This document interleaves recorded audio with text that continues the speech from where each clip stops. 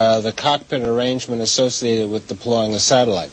In this particular view, Dan is actually operating the 16-millimeter camera, panning the cockpit. You can see Dick over there on the left. He's sort of supervising the operation.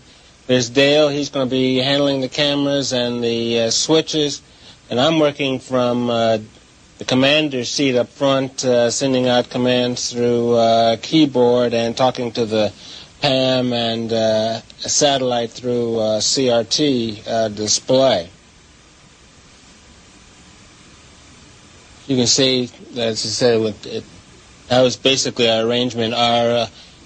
Dan sat in the pilot's seat during this operation, sort of monitoring the motion of the vehicle, making sure that it was steady and that there were very few vibrations of any sort.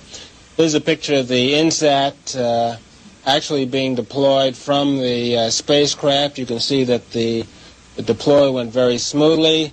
At the moment of deploy, there was a large thump, and as I said, the spacecraft was deployed very smoothly, and there were no vibrations or no precession of the satellite as it left the payload bay.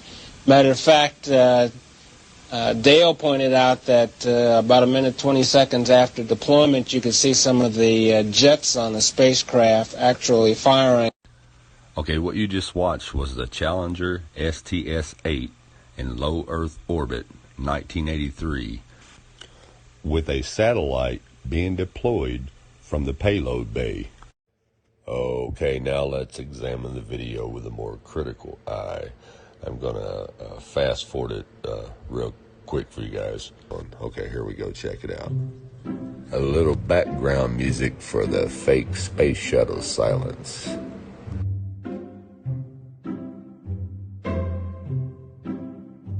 Of the vehicle, making sure that it was steady, and that and here we go. Now see this guy's face pop up behind the space shuttle? Here's a picture of the INSAT.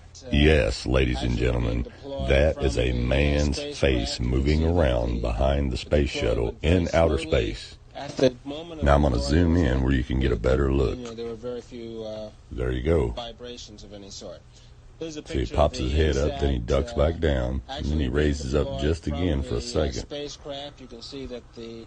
The deploy went very smoothly. Now I'm going to put a thermal filter on so you can see that this is not any tricks done by myself. There you go, you see him rise up, back down, and he raises back up again. From the spacecraft, you can see that the deploy went very smoothly. Okay, now let's zoom in using the thermal filter. And there you see him pop up. There he goes down. And then he pops back up again. And then you can also see a little bit more movement going on behind the shuttle. I'm not sure if that's his body or whatever he's moving around back there. But you can go to NASA's website and watch the original for yourself. They are lying to you people. It's time to wake up.